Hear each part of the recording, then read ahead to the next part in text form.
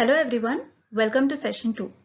In this session, we will be covering the tips and preparation methods for RC, that is the reading comprehension part in VARC section. So in this video, we will be covering why RC in CAT, like why is there an RC section at all in CAT, past papers and analysis, and the preparation tips, that is the how part. The next video would be consisting of what part, that is what is the preparation material, the time frame for preparation, and the method for self-check and feedback during the self-preparation. Now let us look at why RC in CAT. Like why is there an RC section at all in CAT? So managers spend roughly 30% of their time reading. So when you anyways have to spend that much time on reading, you should be very effective at it. So coming to during MBA, what you would be doing is it is a simulated business environment created by IIMs where you have a lot of pressure and lot of things to choose from and prioritize, right? Say for example, you will have 5 to 6 subjects and each subject would be having a case study of 20 to 30 pages which you have to read and understand before going to the class the next day. Right, so you will have to prioritize which subjects you would be choosing first, and after choosing them as well, you will have to understand which parts of that case study are most important and which parts you can skim through. This is where your RC skills come in handy. So once you get into an MBA college, you will have no time to improve these RC skills. So if at all you have time, it is now. Also, post MBA, few examples would be you get into a consulting firm. You will have to deal with clients from different industries. So at that point of time, you should be able to understand the context and meaning of that particular industry, able to analyze it and able to give your view on that particular industry and that particular company. For that, again, your RC skills will come in handy. Similarly, you have to once you become a manager, apart from managing your own team, you should also know about the new developments going on around. So for that, you should be able to pick and choose what is important for you and also go through only those parts which are important for you. So as you go ahead in the career, you will not have enough time to stop and then increase your RC skills, etc. So this is the right time for you, if at all, to improve your RC skills, and if not for CAT, they will definitely be helpful in your future. Coming to the past papers and analysis of RC section, as you must be aware, RC section consists of 24 questions out of the 34 questions of VARC section. So this is the most important part in VARC as well as the entire CAT paper. So if you look at 2016 and 17, there are essays of 6 questions each and 3 questions each, whereas if you look at 2018 and 19, there are essays of 5 and 4 questions each. Right, so let us have some more analysis on past papers depending on the data we have. So the first and foremost thing that anyone could observe here very clearly is that the topics are random. So there's something about folk music, there's something about matrix fixation, language and culture, effect of internet on society, government and poverty, economic effect of mega events. So the topics are varied, right? Also, the familiarity with a particular topic might increase your speed because you will be more confident in reading that passage. But one thing you should be careful is it might lead to the biases reflecting in your answers as well. So you might have a particular view which might be reflecting in your answers, right? So when reading this particular section, when answering this particular RC section, you should always remember it is an RC section and not a GK section. So whatever is given in that passage is the ultimate truth for answering those 4 or 5 questions. So this is one of the most important thing that you should keep in your mind. Coming to the number of questions per passage, if you see in the years 2016 and 17, there are 3 passages of 6 questions each and 2 passages of 3 questions each, compared to 2018 and 19, where each passage is of either 4 questions or 5 questions. So in this scenario of 2018 and 19, you cannot afford to leave a passage because this RC section is very important for your percentile in VA RC section as well as for your entire CAT percentile, right? So you cannot afford to leave a passage. So we will be looking at the smart ways in which you can answer at least 1 or 2 questions in a difficult passage. Also the average time per passage, if you see, okay, so previously there were suggestions saying that it is okay if you leave a small passage of 3 questions because you have other passages and you can score there. But given that now there are either 4 or 5 questions, you can't take that risk of leaving. You should be able to at least read all these passages in that time, right? So the average time per passage is very important. So even though initially you don't reach that 9-minute or 10-minute mark per passage, it is okay. At this point of time, it is okay even if you're taking some 10 to 15 minutes to read and answer the questions of the passage. But with practice, that time should definitely go down. So for this, what you should do is reading as a habit in general. So you have to read a lot in general. What to read, we will be doing in the next video. Also, this accuracy of answering the questions and also reducing the time per passage while reading, this will slowly develop over a period of time. You cannot expect that within 2 days or within 3 days or within a week you will become better.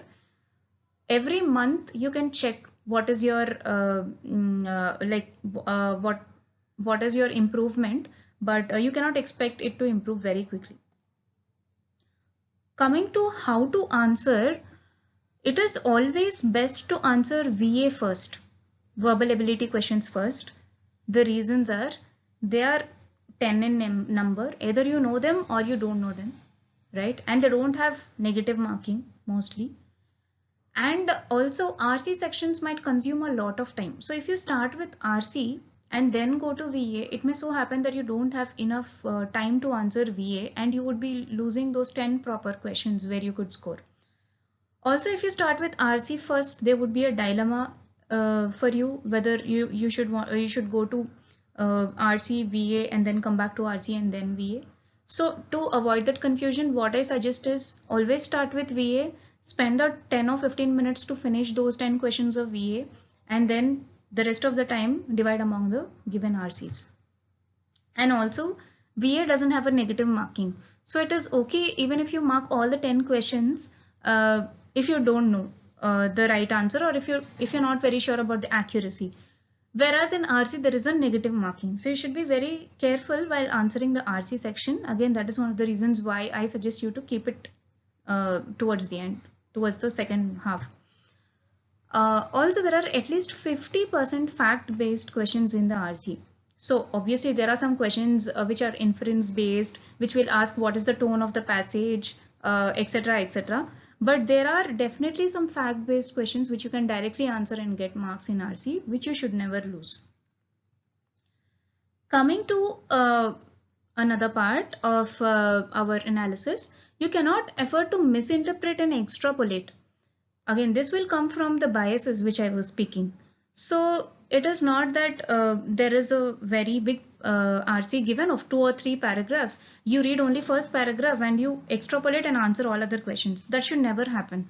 Whatever is given in the RC is the final truth. So before answering a question, you should find that related part in your RC definitely.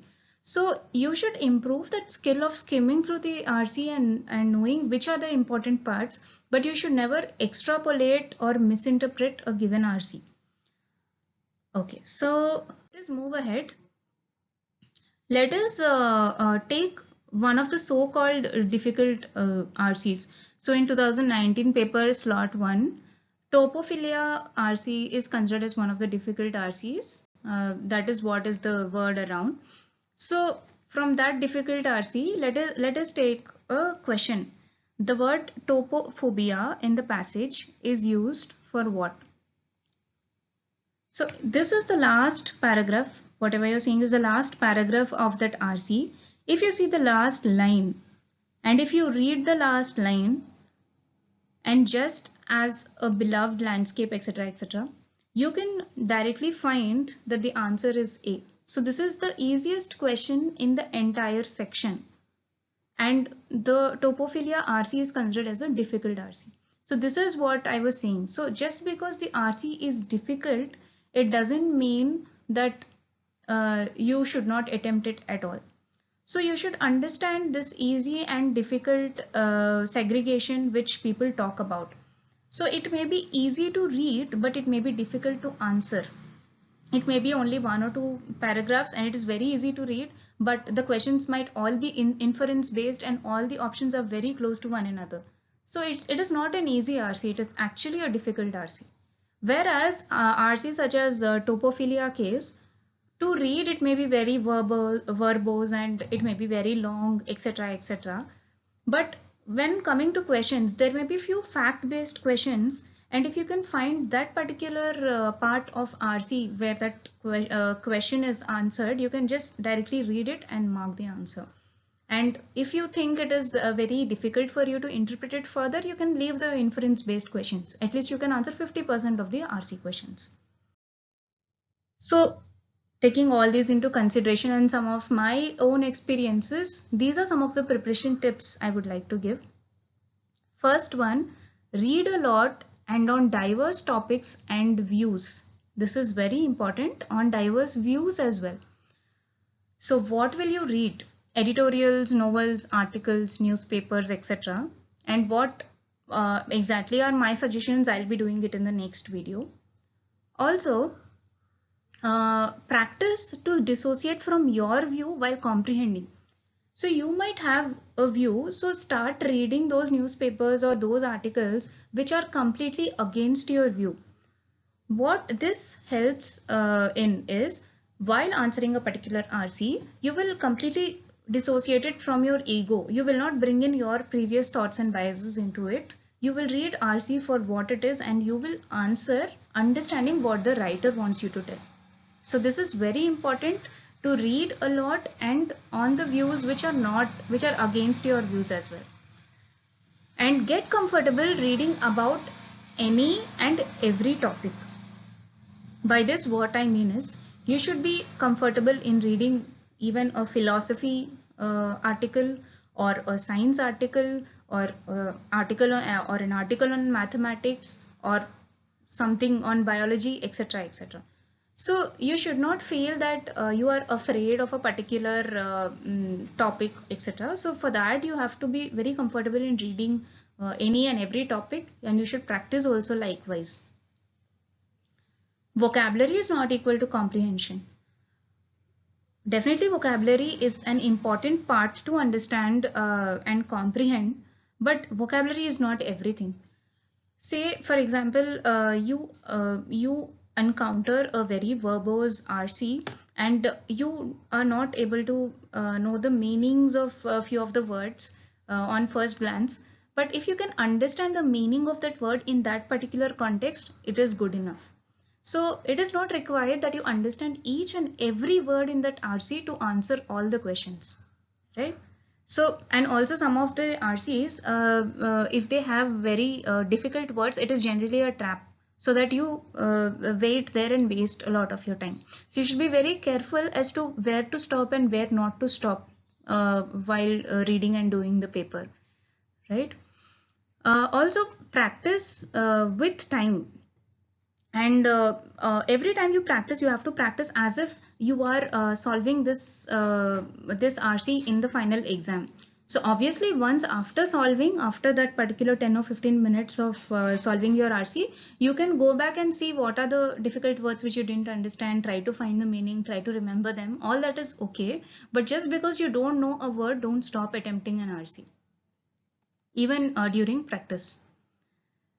So again, don't fall into this sunk cost fallacy. So what the sunk cost fallacy is, because you already spent say 10 minutes reading the paragraph and 2-3 minutes answering the other questions, you have to answer the last question as well, because you already spent a lot of time and you waste 5 more minutes in answering that last question, which will anyways turn to be wrong. Don't fall into this trap.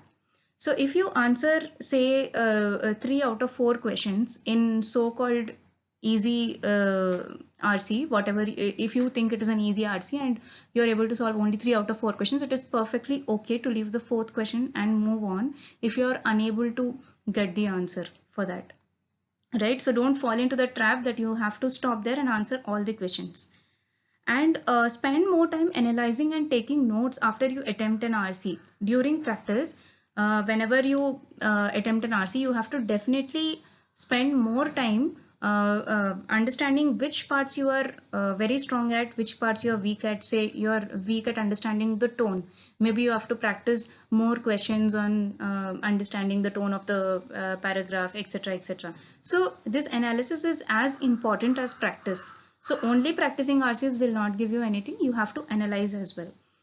Also, to get into the flow, try to practice 2 to 3 RCs at a time. So even while practicing, don't practice only one RC and then immediately go check the answers, etc.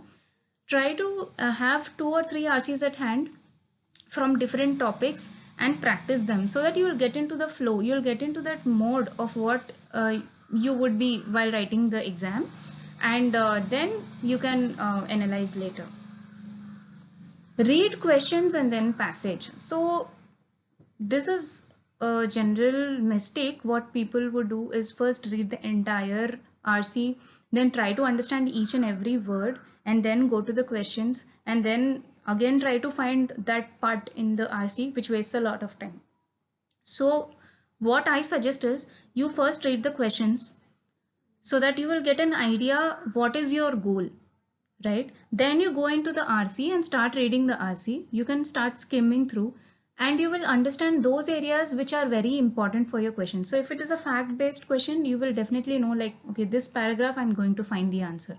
If it is an inference-based, maybe you will have to read that paragraph and a little above and little below.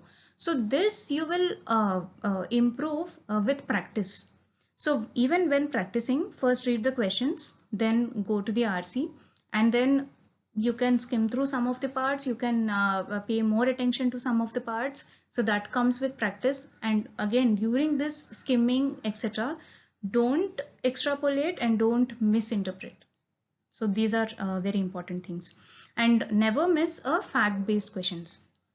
Fact-based question, because that is the easy score which you can get. Again, coming to this part which I have already told you, easy to read might not be easy to answer. The same thing holds good for a difficult one as well. So just because it is difficult to read, it doesn't mean it is very difficult to answer. Even if you have no clue on the topic of the passage, sometimes you can answer at least 1 or 2 questions. Right, so again you have to develop that skill of reading a completely new and unknown passage and trying to answer. So say for example in your practice you come across some passage which you have no clue about. Don't go to the dictionary, see the meanings of all words and then come back and then practice. Don't do that. Try to answer at that point of time itself when you don't know anything about the passage.